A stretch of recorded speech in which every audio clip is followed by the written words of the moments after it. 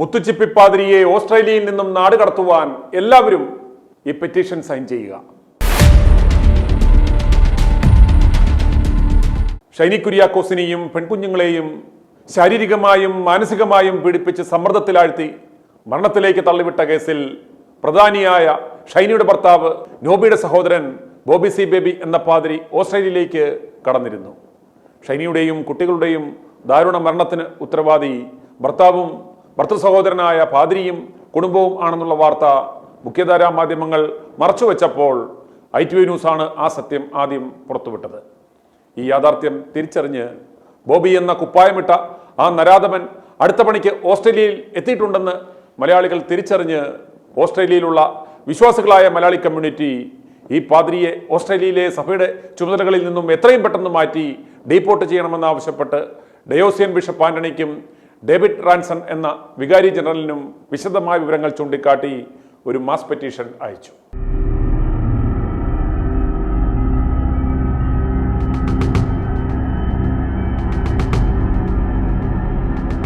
ITV news ഈ വാർത്ത തയ്യാറാക്കുന്ന സമയത്ത് 9605 പേർ ഈ പെറ്റീഷൻ സൈൻ ചെയ്തിട്ടുണ്ടായിരുന്നു.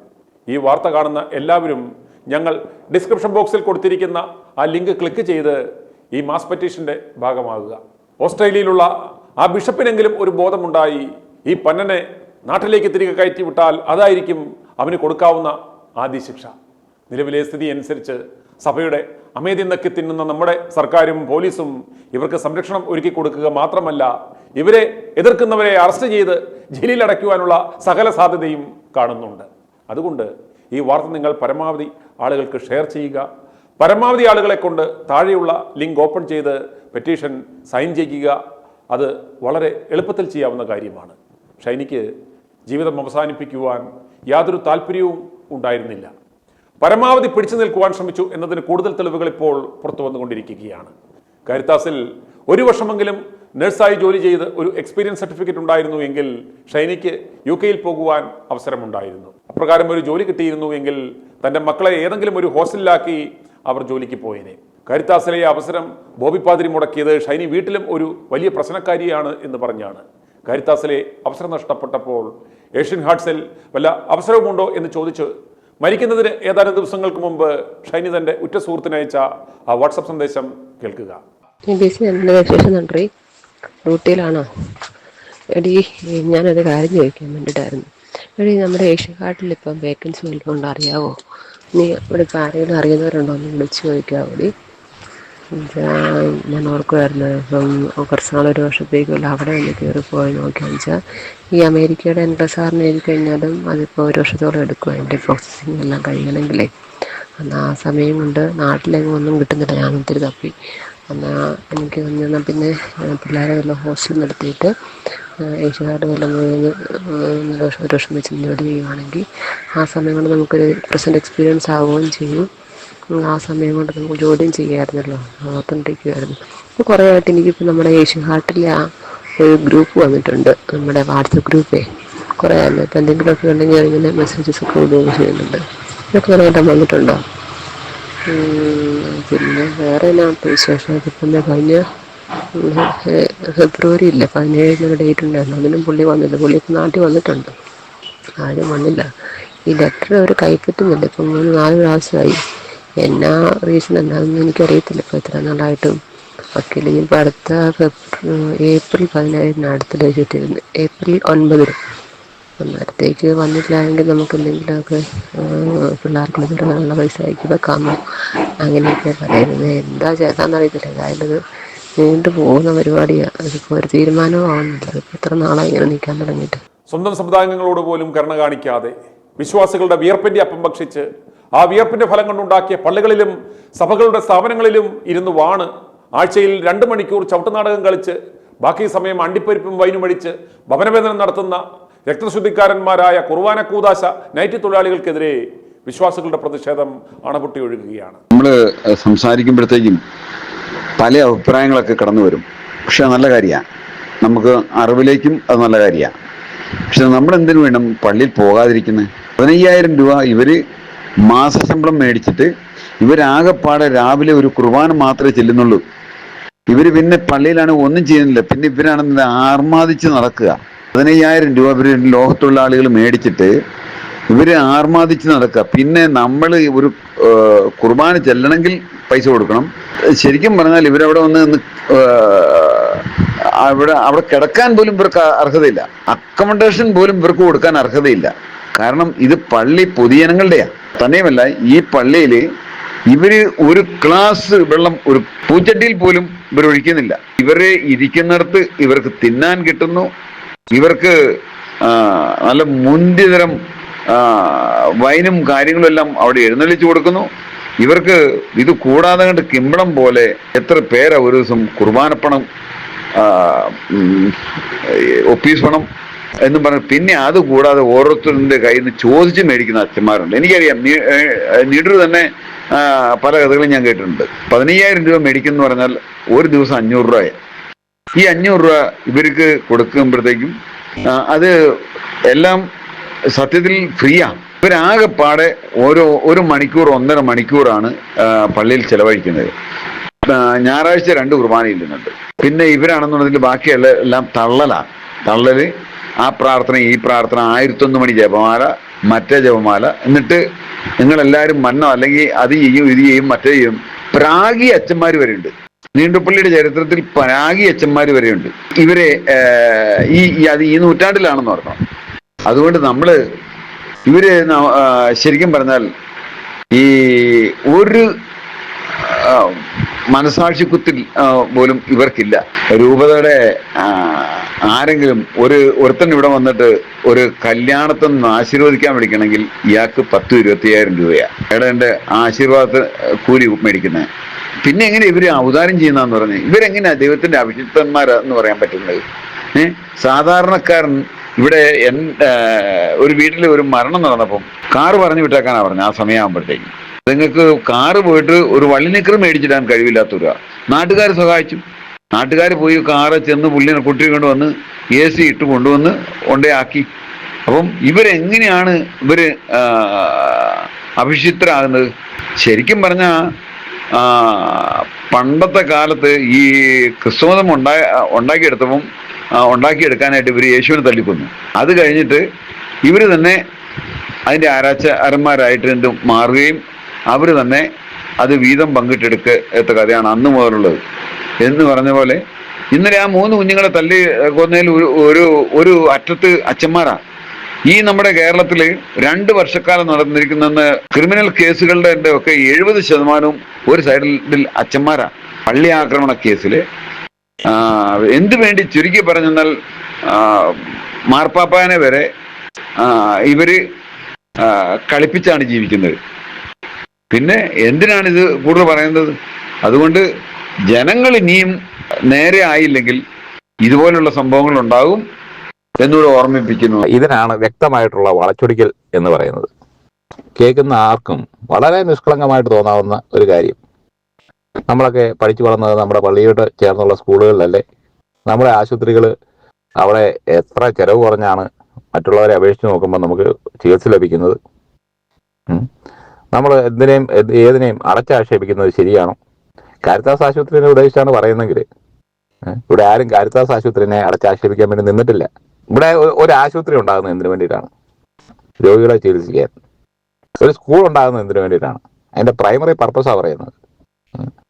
വിദ്യാർത്ഥികൾക്ക് വിദ്യാഭ്യാസം കൊടുക്കാൻ. ഒരു പള്ളി ഉണ്ടാകുന്നത് എന്തിനാണ്? നിങ്ങളൊന്ന് പറഞ്ഞേ.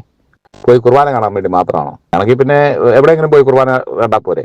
നിനക്ക് പ്രാർത്ഥിക്കണം എന്ന് തോന്നുമ്പം രഹസ്യമായിട്ടിരുന്ന് മുറി അടച്ചിരുന്ന് പ്രാർത്ഥിക്കുക. രഹസ്യത്തിൽ കാണുന്ന പിതാവ് നിനക്ക് പ്രതിഫലം നൽകുന്നതാണല്ലോ ബൈബിളിൽ പറഞ്ഞിരിക്കുന്നത്. എന്തിനാണ് പള്ളി? ഒരു ഇടവക എന്ന് പറഞ്ഞ സംവിധാനം എന്തിനു വേണ്ടിയിട്ടാണ്? വിശ്വാസം നിലനിർത്തിക്കൊണ്ട് പോകാൻ വേണ്ടി മാത്രമാണോ? അതിന് ബൈബിൾ വായിച്ചാൽ പോരെ? ഒരു ഇടവക എന്ന് പറഞ്ഞു കഴിഞ്ഞാൽ ആ ക്രിസ്ത്യാനികളുടെ ഒരു കൂട്ടായ്മയാണത്. ഇപ്പം അത് ആ വിഭാഗം ക്രിസ്ത്യാനികളുടെ കൂട്ടായ്മയായി. ക്രിസ്ത്യാനികളുടെ ഒരു കൂട്ടായ്മയാണെങ്കിൽ ക്രിസ്തീയതയുടെ ഒരു അംശം അവിടെ വേണ്ടേ? ആ കൂട്ടായ്മയിൽ ജീവിച്ചുകൊണ്ടിരിക്കുന്ന ഒരാൾക്ക് ഒരു ബുദ്ധിമുട്ട് വന്നു കഴിഞ്ഞ് കഴിഞ്ഞാൽ, ഒരു പ്രശ്നം ഉണ്ടായി കഴിഞ്ഞ് കഴിഞ്ഞാൽ അതിനോട് ചേർന്ന് നിൽക്കാൻ വേണ്ടിയിട്ടല്ലേ പള്ളി? അതോ രാവിലെ ചുമ്മാ കുർബാന നടത്തുക, പെരുന്നാൾ നടത്തുക, ഏലക്കാമാല ലേലം വിളിക്കുക, ചെണ്ടം കൊട്ടി പ്രദർശനം നടത്തുക, ഇതൊക്കെ അപ്പുറം ഒരു പള്ളിയുടെ വാല്യൂ എന്താണെന്നുള്ള കാര്യം പറയണം. ക്രിസ്തീയതയുടെ വാല്യൂ എന്താണെന്നുള്ള കാര്യം പറയണം. ഒരു ആശുപത്രി നടത്തുക എന്ന് പറഞ്ഞു കഴിഞ്ഞാൽ ഇപ്പോൾ നടക്കുന്ന പോലെ കോർപ്പറേറ്റ് സംവിധാനത്തിലൂടെ കാശുണ്ടാക്കാൻ വേണ്ടി മാത്രമാണോ ആശുപത്രി? പണ്ടത്തെ സ്കൂളുകൾ ഇന്നത്തെ സ്കൂളുകൾ തമ്മിലുള്ള വ്യത്യാസം നിങ്ങൾക്കറിയാലോ. ഈ സ്കൂളിന്റെ നടത്തിപ്പിന് ആവശ്യമായിട്ടുള്ള പണമാണോ ഓരോ കുട്ടികളിൽ നിന്ന് വാങ്ങിക്കൊണ്ടിരിക്കുന്നത്? അതും കോർപ്പറേറ്റ് ആയിട്ട് മാറി. ലാഭം ഉണ്ടാക്കുക, കോടികൾ ഉണ്ടാക്കുക. പിന്നെ അൽമായനോട് ഒരു വിധേയത്വം കാണിക്കേണ്ട കാര്യമില്ല. പണ്ടൊക്കെയുള്ള അച്ഛന്മാർക്ക് ഈ പറയുന്ന ആളുകളുമായിട്ടൊരു ബന്ധം ഉണ്ടായിരുന്നു, കന്യാസ്ത്രീമാർക്കുണ്ടായിരുന്നു. കാരണം ചെൻ്റെയൊക്കെ ചെറുപ്പത്തിൽ പറഞ്ഞു കേട്ടിട്ടുണ്ട്, അന്ന് ഈ മഠത്തിൽ നിന്നുള്ള ആൾക്കാരൊക്കെ വീട് വഴി വരും, അല്ലെങ്കിൽ വള്ളത്തേരെ കണ്ടെത്തി വരും. കൊയ്യുന്ന സമയത്ത് ആളുകൾ നെല്ലും മറ്റു സാധനങ്ങളൊക്കെ എടുത്തു കൊടുക്കും. കാരണം അങ്ങോട്ടും ഇങ്ങോട്ടും ഒരു ഹൃദയബന്ധം ഉണ്ടായിരുന്നു. ഇന്ന് അതുണ്ടോ? നിങ്ങൾ പറ. ചുമ്മാ കാര്യങ്ങൾ വളച്ചൊടിക്കാൻ നോക്കിയിട്ട് കാര്യമൊന്നുമില്ല. ഇന്ന് സഭ വെറും ഒരു കോർപ്പറേറ്റ് സംവിധാനമായിട്ട് മാറിയിരിക്കുകയാണ്. ജനങ്ങളെ അറിയുന്നില്ല. ആർക്കാണ് ഒരു അരമന പ്രവേശനമുള്ളത്? സാധാരണക്കാരായിട്ടുള്ള ഒരു വ്യക്തി ഒരു സഹായം അപേക്ഷിച്ചുകൊണ്ട് ചെന്ന് കഴിഞ്ഞ് കഴിഞ്ഞാൽ അവന് മെത്രാനെ കാണാൻ പറ്റുമോ? അവനെ 2-3 ദിവസമൊക്കെ അവനെ നടത്തിയിട്ട് ചിലപ്പം ഒരു അവസരം കൊടുത്താൽ കൊടുത്തു, കൊടുത്തില്ലെങ്കിൽ കൊടുത്തില്ല. ഇനി ഒരു ചില്ലറ കാശ് സഹായം എന്നാ പിടിച്ചു, ഇതല്ലാതെ ഞങ്ങൾക്കൊന്നും ചെയ്യാനില്ലെന്ന് പറഞ്ഞു വിടുന്ന ഒരു സ്വാഭാവികമായിട്ടുള്ള കാഴ്ചകളല്ലേ നമ്മൾ കാണുന്നത്. ആത്മാർത്ഥമായിട്ട് അതിന് ശാശ്വതമായിട്ടൊരു പരിഹാരം കണ്ടെത്താൻ വേണ്ടിയിട്ട് ഇവർ വിചാരിച്ചാൽ പോലും ശ്രമിക്കുമോ? അതിന് ശ്രമിക്കാൻ അവർക്ക് നേരമുണ്ടോ? അതേസമയത്ത് ഒരു കള്ളുകച്ചവടക്കാരനോ രാഷ്ട്രീയക്കാരനോ ഏതെങ്കിലും വലിയ ഒരു കൊണാണ്ടറോ അങ്ങോട്ട് കയറി ചെന്ന് കഴിഞ്ഞ് കഴിഞ്ഞാൽ അവന് മെത്രാനെ കാണാൻ എന്ത് പ്രശ്നം ഇരിക്കുന്നത്? അപ്പോയിന്റ്മെന്റ് എടുക്കണോ? ഒന്നും വേണ്ട. മെത്രാൻ താഴോട്ടിറങ്ങി വരും, ഇന്നയാൾ വന്നിട്ടുണ്ടെന്ന് അറിഞ്ഞുകൊണ്ട്. അപ്പൊ ഇതാണ് ഇതിനകത്തെ പ്രശ്നം. ക്രിസ്തു ദർശനങ്ങളിൽ നിന്നും നിങ്ങൾ അകന്നു. ഇപ്പൊ ഈ ഷൈനയുടെ മരണവുമായിട്ട് ബന്ധപ്പെട്ടാണല്ലോ ഈ കാര്യങ്ങളെല്ലാം പറഞ്ഞുകൊണ്ടിരിക്കുന്നത്. ഷൈനി എന്ന് പറഞ്ഞ ആ പെങ്കൊച്ചിന് ഒരു ജോലി കൊടുക്കുക, അവളുടെ അവസ്ഥ അറിയാവുന്ന ആളുകൾ. ഇന്നലെ ഭയങ്കരമായിട്ടൊരു ചർച്ച മറ്റൊരു സ്ഥലത്തുണ്ടായി. ഉടനെ ചോദിക്കുന്ന ചോദ്യം, ഫാദർ ബോബി ചേരിയിൽ എന്ത് തെറ്റാണ് ചെയ്തത്? അദ്ദേഹം ആണോ ആ പെണ്ണിന്റെ കൊലപാതകത്തിന് കാരണം? കാരണം 9 മാസം മുമ്പാണ് ആ പെണ്ണ് വീട് വിട്ടിറങ്ങിപ്പോകുന്നത്. 9 മാസം മുമ്പ് ആ പെണ്ണിന്റെ ഭർതൃഗൃഹത്തിൽ അനുഭവിച്ച വേദനകളുടെ പ്രതിയാണോ ഈ പറയുന്ന ഇപ്പോഴത്തെ ആത്മഹത്യയും അതിൽ ബോബി ഉത്തരവാദിയാകുന്നത്? നിങ്ങളും അൾട്ടിമേറ്റ്ലി മനസ്സിലാക്കേണ്ട ഒരു കാര്യമുണ്ട്. ഒരാള് വൈദികനാകാൻ പോകുന്നത് എന്തിനു വേണ്ടിയിട്ടാണ്? ഡോക്ടറാകാൻ പോകുന്നത് ചികിത്സിക്കാനാണ്, ടീച്ചറാകാൻ പോകുന്നത് പഠിപ്പിക്കാനാണ്, അല്ലെ മറ്റേതെങ്കിലും ഉദ്യോഗത്തിന് പോകുന്നത് ആ പ്രൊഫഷനിൽ ആൾക്കാർക്ക് സഹായം നൽകാനും ഒപ്പം അവരുടെ ഉപജീവന മാർഗം കൂടിയാണ്. ഒരാൾ വൈദ്യനാകാൻ പോകുന്നത് എന്തിനു വേണ്ടിയിട്ടാണ്? ആളുകളെ വിശ്വാസിയാക്കി എടുക്കാൻ വേണ്ടിയിട്ടാണ്. മാത്രമാണോ അവരുടെ ഉത്തരവാദിത്വം? നന്മ പഠിപ്പിച്ചു കൊടുക്കുക. ആ ഇടവകയിലെ പ്രത്യേകിച്ച് ഇടവകകാരി ആ ഇടവകയായിട്ട് ബന്ധപ്പെട്ട കാര്യങ്ങളിൽ അവിടെ എന്തൊക്കെ നടക്കുന്നു, ആളുകൾക്ക് എന്ത് സഹായം, ഇതിനു വേണ്ടിയിട്ടല്ലേ ക്രിസ്തു ഈ സഭ തന്നെ സ്ഥാപിച്ചിരിക്കുന്നത്. എന്ത് സഹായം ആവശ്യമുണ്ട് കണ്ടെത്തി കൊടുക്കുക. അവരെ കൊണ്ടാകുന്ന രീതിയിലുള്ള മനുഷ്യ നന്മയ്ക്ക് ഉപകാരപ്രദമാകുന്ന കാര്യങ്ങൾ ചെയ്യുക. അതാണോ നടക്കുന്നത്? ഈ പച്ചയ്ക്ക് തന്നെ പറയാണ്, ഈ ബോബിയച്ചൻ ചെയ്ത കാര്യം എന്തൊക്കെയാണ്? ആ വീട്ടില് ആ പെൺകുട്ടി മൃഗീയമായി മർദ്ദിക്കപ്പെട്ട സമയങ്ങളിൽ ഒരച്ഛനെന്ന നിലയിൽ അദ്ദേഹത്തിന് ഇടപെടാമായിരുന്നു. അതിനദ്ദേഹം തയ്യാറായോ? അദ്ദേഹത്തിന് വേണ്ടിയിരുന്നത് BSc നഴ്സിംഗ് കഴിഞ്ഞിട്ട് നിൽക്കുന്ന ഒരു പെണ്ണ് ജോലിക്ക് പോകാതെ എൻ്റെ അപ്പനെയും അമ്മേനെയും വില കിടക്കുന്ന അപ്പനെയും അമ്മേനെയും നോക്കാൻ വേണ്ടിയിട്ട് ഒരു ഹോം നേഴ്സ് നിൽക്കുന്ന പോലെ ഇവിടെ നിൽക്കണം, 3 പേരുടെ പണിയെടുക്കണം. ഇങ്ങനെ ഒരു മനുഷ്യനല്ലായിരുന്നു. സ്വന്തം അനിയനോട് ഇങ്ങനെ കാര്യങ്ങൾ പറഞ്ഞ് മനസ്സിലാക്കി കൊടുക്കാൻ മേലായിരുന്നു. അതിനുശേഷം എന്താ സംഭവിച്ചത്? ആ പെണ്ണ് വീട്ടിൽ നിന്ന് ഇറങ്ങിക്കഴിഞ്ഞ് പോയി കഴിഞ്ഞ് കഴിഞ്ഞപ്പോഴേക്കും അതിനെതിരെ കേസ് കൊടുക്കുന്നു. ഇങ്ങനെ വക്കീലാണ്. വക്കീലിന് ഹൃദയം ഉണ്ടാകാൻ പാടില്ലെന്നുണ്ടോ? പിന്നെ ഒന്നാമത്തെ കാര്യം, ഈ അച്ഛന്മാർക്ക് പറ്റിയ പണിയല്ല ഈ വക്കീൽ പണി. അങ്ങനെ ഒരാൾ ആ അന്തസ്സ് തിരഞ്ഞെടുക്കുന്നുണ്ടെന്നുണ്ടെങ്കിൽ, അല്ലെങ്കിൽ ആ ഔദ്യോഗിക മാർഗം തിരഞ്ഞെടുക്കുന്നുണ്ടെങ്കിൽ എനിക്ക് അതിനെക്കുറിച്ചൊന്നും പറയാനില്ല. പറഞ്ഞു കഴിഞ്ഞാൽ നുണ പറയേണ്ടി വരുന്ന ഒരവസ്ഥ ഏത് വക്കീലിനാണ് ഇല്ലാത്തത്? അത് പോട്ടെ, അത് വേറൊരു വിഷയം. ഇത് ഈ കുഞ്ഞിനെ കൊണ്ട്, സ്വന്തം അനിയന്റെ കുഞ്ഞിനെ കൊണ്ട് കേസോ കൗണ്ടർ കേസോ കൊടുപ്പിക്കണം എന്നുണ്ടെങ്കിൽ, അമ്മ തല്ലി എന്ന് പറഞ്ഞുകൊണ്ട് പോക്സോ കേസല്ലേ, അങ്ങനെ ഒരു കേസ് കൊടുപ്പിക്കണം എന്നുണ്ടെങ്കിൽ, ജയിക്കാൻ വേണ്ടിയിട്ട് കേസ് കൊടുപ്പിക്കണം എന്നുണ്ടെന്നുണ്ടെങ്കിൽ പൊന്നുസഹോദരൻ, നിങ്ങളുടെ മനസാക്ഷി എന്നത് തെറ്റ് ചൂണ്ടിക്കാണിക്കുന്ന സ്ഥലങ്ങളിൽ തെറ്റ് നിങ്ങൾ തെറ്റല്ലെന്ന് പറയാൻ നിങ്ങളെ കൊണ്ട് പറ്റണം. പോലീസ് സ്റ്റേഷനിൽ ചെന്ന് കഴിഞ്ഞ് ആ 3 ലക്ഷം രൂപ ലോൺ എടുത്തു ആ പെൺകുഞ്ഞ്. ആർക്ക് വേണ്ടിയിട്ട് എടുത്തത്? നിങ്ങളുടെ കുടുംബത്തിന് വേണ്ടിയിട്ട്. ആ പോലീസ് സ്റ്റേഷനിൽ ചെന്ന് കഴിഞ്ഞപ്പോഴേക്കും അത് കോടതിയിലോട്ട് പോട്ടെ, അവിടെ ഞങ്ങളുടെ കുടുംബം നാരിച്ചോളാന്ന് പറഞ്ഞ് നിങ്ങൾ അതിനെ വീണ്ടും ദ്രോഹിച്ചിട്ടുണ്ടെന്നുണ്ടെങ്കിൽ നിങ്ങൾ മനുഷ്യനാണോ? നിങ്ങൾ അച്ഛനാണോ? അച്ഛൻ എന്നൊക്കെ പറഞ്ഞ് വായ്പക്കിന് ഒരു വാല്യൂ കൊടുത്തിട്ടുണ്ട്. നിങ്ങൾ ആ വിഭാഗത്തിൽപ്പെടുന്നവനാണോ? നിങ്ങൾ ഏത് ക്രിസ്തു ശിഷ്യനാ? നിങ്ങൾ ഈ പ്രൊഫഷൻ തിരഞ്ഞെടുത്തിരിക്കുന്ന എന്തിനു വേണ്ടി? ഞാൻ നേരത്തെ ചോദിച്ചു പോലെ ഡോക്ടർ, എഞ്ചിനീയർ അല്ലെങ്കിൽ ടീച്ചർ, ഇവരൊക്കെ ഒരു പ്രൊഫഷൻ തിരഞ്ഞെടുത്തിരിക്കുന്ന ആ പ്രൊഫഷനിൽ ആൾക്കാർക്ക് സേവനം ചെയ്യുക, ഒപ്പം അവരുടെ ഉപജീവന മാർഗവും. നിങ്ങൾ എന്ത് സേവനം ചെയ്ത്? ഇതാണോ നിങ്ങളുടെ സേവനം? നിങ്ങളുടെ പ്രൊഫഷനുമായിട്ട് ബന്ധപ്പെട്ട എന്ത് സേവനമാണ് നിങ്ങൾ ചെയ്തത്? ആ കുഞ്ഞിനെ കൊണ്ട് കേസ് കൊടുപ്പിച്ച് അതിൻ്റെ മാനസികാവസ്ഥ എന്താണ്? നിങ്ങൾ എന്താണ് ആ കുഞ്ഞിനെ പഠിപ്പിച്ചത്? നുണ പറഞ്ഞ് എടാ ജയിക്കാൻ വേണ്ടി എന്തും ആകാം, അമ്മയ്ക്കെതിരെ വരെ കേസ് കൊടുക്കാം, ഇതല്ലേ നിങ്ങൾ ആ കുഞ്ഞിനെ പഠിപ്പിച്ചു കൊടുത്തത്? പോലീസ് സ്റ്റേഷനിൽ ചെന്നിട്ട് നിങ്ങൾ കാണിച്ചെന്താ? കോടതിയിലോട്ട് പോട്ടെ. ഇവിടെ നീ ക്രിസ്തുവും ക്രിസ്തീയതയും മാനുഷികമായിട്ടുള്ള പരിഗണനയൊന്നും ഞങ്ങൾക്ക് ബാധകമല്ല, എനിക്ക് ബാധകമല്ല. നിങ്ങൾ ആ പോലീസുകാരോട് പറഞ്ഞു കൊടുക്കുന്നത് ഞങ്ങളെ ഇമേജ് എവിടെയാണ് ഈ ക്രിസ്ത്യാനികളുടെ ഇമേജ് ഉയർത്തുന്ന ഒരു പരിപാടി നിങ്ങൾ ചെയ്തത്? ഇപ്പോൾ അവസാനം വന്നു കഴിഞ്ഞപ്പോഴേക്കും മുസ്ലിച്ചിപ്പി ഫോളോ ചെയ്യുന്നു പറഞ്ഞിട്ട് ആണല്ലേ നിങ്ങൾക്ക്? നമ്മളെ സംബന്ധിച്ചിടത്തോളം ഈ കീഴ് കേസൊന്നും പിടിക്കാൻ നേരെയില്ലാത്തതുകൊണ്ട് മാത്രം അതൊക്കെ ഓരോരുത്തരുടെ. പക്ഷെ നിങ്ങളൊരു വൈദികനാണ് സഹോദരൻ.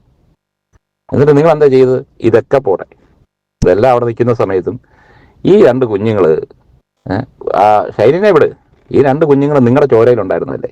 ആ കുഞ്ഞുങ്ങൾ പട്ടിണി കിടക്കുവാണോ അല്ലയോ എന്ന് തിരക്കേണ്ട ഒരു ബാധ്യത നിങ്ങൾക്ക് നിങ്ങളുടെ ഈ പറയുന്ന ചേട്ടനും ഇല്ലായിരുന്നു? ഇപ്പോൾ വാചി അടിച്ചുകൊണ്ടിരിക്കുന്നവർ പലരും പറയുന്നുണ്ട്, പലരും കഥകളൊക്കെ പറഞ്ഞുകൊണ്ട് ന്യായീകരണമൊക്കെ ആയിട്ട് വരുന്നവർ ഒരു കാര്യം ചിന്തിക്കണ്ടേ? നിങ്ങളുടെ ചോരയിലുള്ളായിരുന്ന കുഞ്ഞുങ്ങളാണ് നിങ്ങൾ, അത് നിങ്ങൾക്ക് പട്ടിണി കിടക്കുന്നുണ്ടോ എന്ന് നോക്കണമായിരുന്നു. ഷൈനി പട്ടിണി കിടക്കുന്നുണ്ടോന്നുണ്ട്, അത് ആ കാര്യം നിങ്ങൾ വിട്. ഈ കുഞ്ഞുങ്ങളുടെ പട്ടിണി ഓർത്താണ് ഷൈനി ജീവൻ കൊടുക്കുന്നത്. അല്ലാതെ അവളുടെ പട്ടിണിയെക്കുറിച്ച് അവൾ ചിന്തിച്ചില്ല. 3 പേരെ പണിയെടുത്തുകൊണ്ടിരിക്കുന്ന പെങ്കൊച്ച് അവൾ ജീവിതത്തോട് തോറ്റു കൊടുക്കാൻ തയ്യാറല്ലാതെ തന്നെ പൊരുതിക്കൊണ്ടിരിക്കുമായിരുന്നു. അവിടെ നിങ്ങളാണ് അവളെ തോപ്പിച്ചത്. ഞാനും നിങ്ങളും അടങ്ങുന്ന സമൂഹം കാരിത്താസ് ആശുപത്രിയെ എന്തിന് വിമർശിക്കുന്നു? അടുത്ത ചോദ്യം, കാരിത്താസുകാർ എന്ത് ചെയ്തു? നിങ്ങൾ എന്തിനാ ഈ കാരിത്താസ് ആശുപത്രി എന്ന് പറഞ്ഞാൽ ആശുപത്രി ഇട്ടുകൊണ്ടിരിക്കുന്നത്? രോഗികളെ ചികിത്സിക്കുക, കാശ് ഊറ്റി മേടിക്കുക, അതിലപ്പുറം നിങ്ങൾക്ക് ഒരു ഉത്തരവാദിത്വമില്ലേ ഈ ജ്ഞാനായ സമുദായത്തോട്? അവരുടെ കാരണന്മാർ പിരിച്ച് ഉണ്ടാക്കി തന്ന ഒരു സെറ്റപ്പ് അല്ലേ ഇപ്പോൾ ഈ ഇവിടെ ഉള്ളൂ? അതിലപ്പുറം എന്ത് സെറ്റപ്പാണുള്ളത് നിങ്ങളൊന്ന് പറഞ്ഞേ. എന്നിട്ട് ഈ ജ്ഞാനായക്കാരിയായിട്ടൊരു പെൺകുഞ്ഞ് ഒരു ജോലിക്ക് വേണ്ടി വരുമ്പം അതായത് കുഞ്ഞുങ്ങൾക്ക് ഉപജീവന മാർഗത്തിന് വേണ്ടിയിട്ടാണ് വരുന്നത്.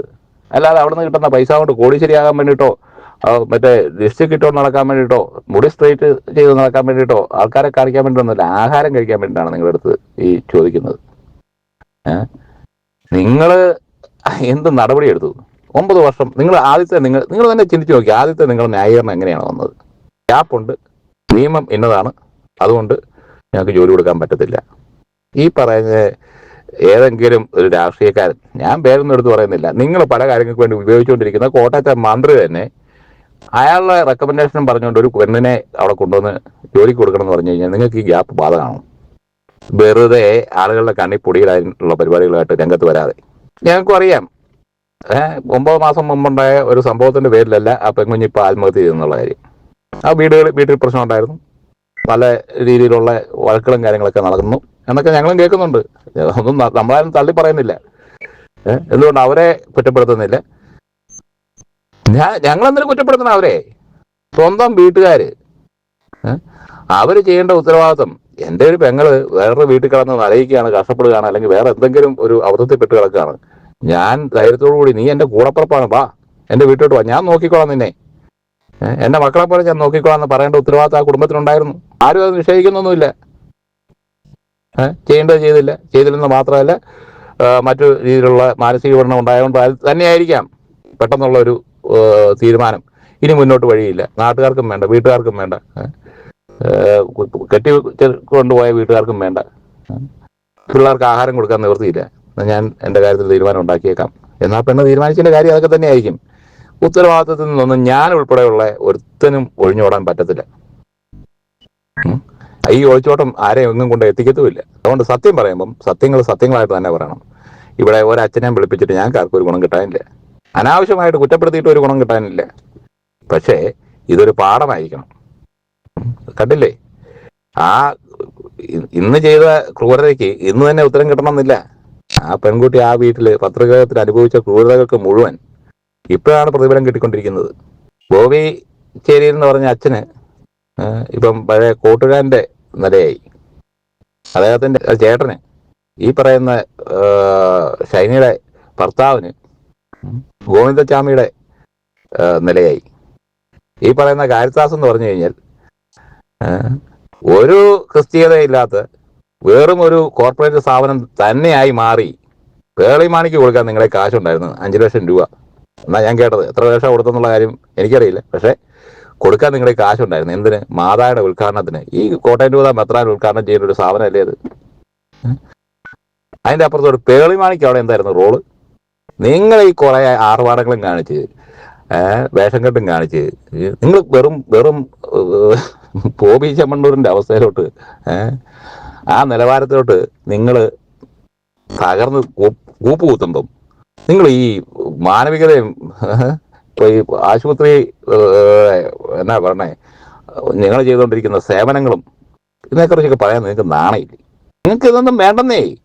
ഞങ്ങൾ കർത്താവിൽ വിശ്വസിക്കുന്നു, അതുകൊണ്ട് പറയുന്നു, വേണ്ടുള്ളവനൊന്നും ഇല്ലാത്തവർ കൊടുക്കണം, നിന്നെ ദ്രോഹിക്കുന്നവർക്ക് നന്മ ചെയ്യണം. അതൊക്കെ പോട്ടെ, സ്വർഗത്തിൽ പോകുന്നതിനെ പ്രതി കൃത്യമായിട്ട് പറഞ്ഞിട്ടുണ്ട്. ഞാൻ വിശക്കുന്നവനായിരുന്നു, നിങ്ങൾ എനിക്ക് ആഹാരം നൽകി.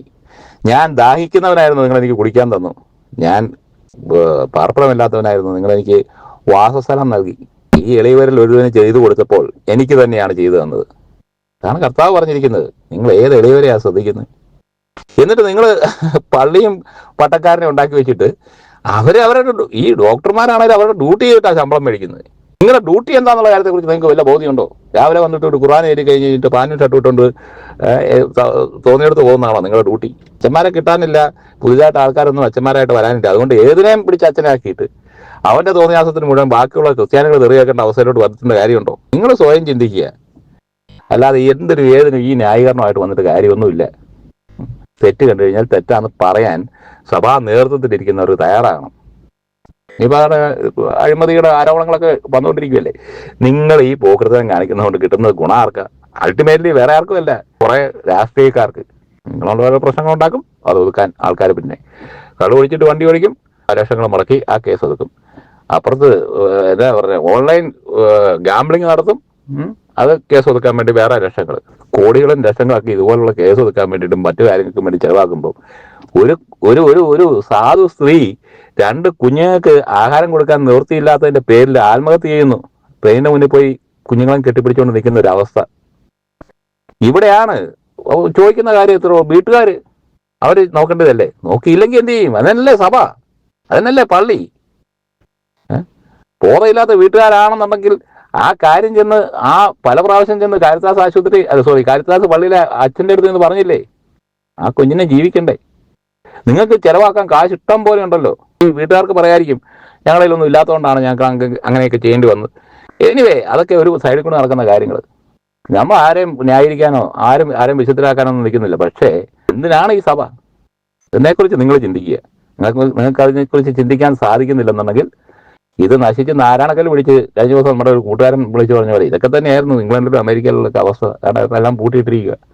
അതിനൂടെ നിങ്ങൾ കാരണമാകുന്നുണ്ടെങ്കിൽ ആരോട് പറയാനാ? ഇപ്പൊ കാണുന്ന ഈ ഓളവും ബഹളമൊക്കെ അങ്ങ് പോവും. ഞാൻ ഓർക്കുക ഇത്ര പിഴയായ അച്ഛന്മാര് നമ്മുടെ ഈ കത്തോലിക്ക സഭയിലെ ഉള്ളെന്നാ തോന്നുന്നത്. കോട്ടയം രൂപതയിലെ അച്ഛന്മാരോളം അതപ്പതിച്ചവന്മാര് സീറോ മലബാറിൽ ഉണ്ടായിരിക്കാം. പക്ഷേ പുറത്ത് ഇത്രമാത്രം വൃത്തികേടുകൾ കാണിച്ചിട്ടുള്ളവന്മാര് വേറെ ഒരു സഭയിലും കാണാനിടയില്ല. അഭയ കേസിൽ പ്രതി എന്ന മറ്റവന്മാർ 2 പേര്, എന്നാ അവൻ്റെ പേര് കോട്ടൂരാനും മറ്റേ ഒരുത്തനുണ്ടല്ലോ പൂത്തൃക്ക. കഴിഞ്ഞ മാസം ജനുവരി 26-ാം തീയതിയാണെന്ന് എനിക്ക് തോന്നുന്നത്. ഒരുത്തൻ കോട്ടയം കാരിത്താസിൻ്റെ ഡയറക്ടർ കള്ളും കുടിച്ച് വണ്ടി ഓടിച്ച് പോയി മറിഞ്ഞു, കണ്ടല്ലോ. വേറെ ഒരുത്തൻ 1.5 കോടി രൂപ ഓൺലൈൻ കളിച്ച് വല്ലവനും കൊണ്ടുപോയി, അതും വേറെ. അതിനെല്ലാം പുറമെ ഇപ്പം ആ മറ്റേ പരദണ്ഡിയുടെ ഇത് കടന്നു വന്നിരിക്കുന്നത്. എന്നാ അവൻ്റെ പേരെന്നാ ബോബി. ഇതുപോലുള്ള പിഴയായ അച്ഛന്മാരാണോ കൂടുതലും ഇതിൻ്റെ അകത്ത്? എനിക്ക് മനസ്സിലാകാണ്ട് ചോദിച്ചാണ്. നിങ്ങൾ ഒരുപാട് സഭാ വിമർശനങ്ങളൊക്കെ ഓപ്പണായിട്ട് ധൈര്യമായിട്ട് നടത്തുന്ന വ്യക്തിയായതുകൊണ്ട് നിങ്ങൾക്കറിയാമായിരിക്കും. ഞാൻ പ്രത്യേകിച്ചൊന്നും നിങ്ങൾക്ക് പ്രോവോക്ഡ് ആവുകയില്ലെന്ന് എനിക്കറിയാം. ഞാൻ പറയുക ഇത്ര വൃത്തികെട്ടവന്മാരാ. നിങ്ങൾ പറഞ്ഞ പോലെ അത് അവിടുന്ന് എഴുതി കൊടുത്ത ഒരു പ്രസ്താവനയും ഒക്കെ ആയിട്ടാണ് എനിക്ക് തോന്നുന്നത്. ഇന്നലെ അവനെങ്ങാനും എന്നെ കെട്ടിയവനും എങ്ങാനും ആ വൈദികനും എങ്ങാനും ഇന്നലെ ശവം എടുക്കേണ്ട സമയത്ത് അവിടെ പ്രത്യക്ഷപ്പെട്ടായിരുന്നു. ചിലപ്പം 3 ബോഡിയുടെ കൂടെ 4ാമതൊരെണ്ണം കൂടെ അടക്കേണ്ട വന്നേനെ. അവസാനമായി ഞാൻ ഒരു കാര്യം കൂടി നിങ്ങളെ ഓർമ്മിപ്പിക്കുകയാണ്. ദയവായി ഈ പെറ്റീഷൻ നിങ്ങൾ സൈൻ ചെയ്യുക. ഒരു 2 മിനിറ്റ് പോലും ഇതിന് എടുക്കുകയില്ല. അതുമാത്രമല്ല, സൈൻ ചെയ്യുവാനായി പരമാവധി ആളുകൾക്ക് നിങ്ങളിത് അയച്ചു കൊടുക്കുക. i2i News, an eye for truth. i2i News subscribe ചെയ്തിട്ടില്ലാത്തവർ ഇപ്പോൾ തന്നെ സബ്സ്ക്രൈബ് ചെയ്യുക. നോട്ടിഫിക്കേഷൻ ലഭിക്കുവാൻ ബെൽ ബട്ടണും അമർത്തുക.